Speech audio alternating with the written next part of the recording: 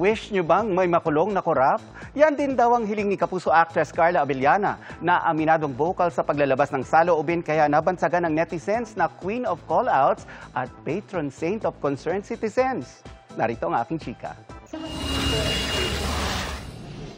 Pagdating sa social issues, mula sa animal rights, tulong sa mga nasalanta ng kalamidad, isa sa mga vocal sa paglalabas ng saloobin si Carla Abellana. Kaya bansag ng netizens kay Carla para siyang patron saint of concerned citizens o kaya'y Queen of Call-Outs. Lately, no, most especially lately, ever since naman may injustice na, but lately, of course, yung ating bansa ay talagang, ito na, nag-iingay na and nagagalit na. Ako, always naman ako vocal, most especially when it comes to kung ano yung tama, you know, whatever is legal, what is right.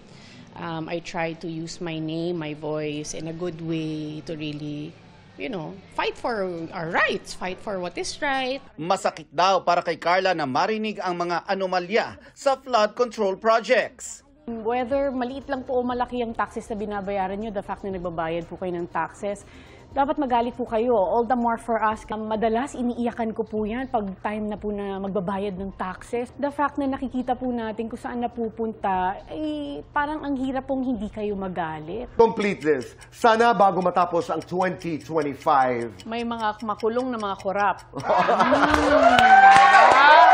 Pinipili na rin daw ng Kapuso star ang kanyang mga ilalahad sa social media, katulad ng kanyang love life.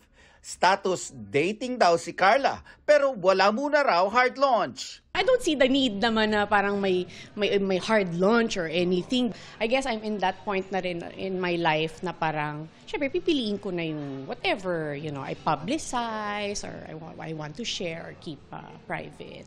Ine-enjoy niya raw ang kanyang pagiging single ngayon. Ayokong masyadong maging cold or sarado sa opportunity na to meet other people. So, yung ganun lang na enjoy lang, huwag masyadong seryosohin. Posible raw na 2026 ay magbalik trabaho na siya. Sa ngayon, ini-enjoy niya muna ang time to reconnect with her loved ones tulad ng trips na hindi niya nagawa dati. Meron kaming trip. We have a family trip that's upcoming. It's in a way to celebrate my brother's birthday. It's gonna be sa Japan. End of October, we're going to take the opportunity to travel and just enjoy and rest and have fun.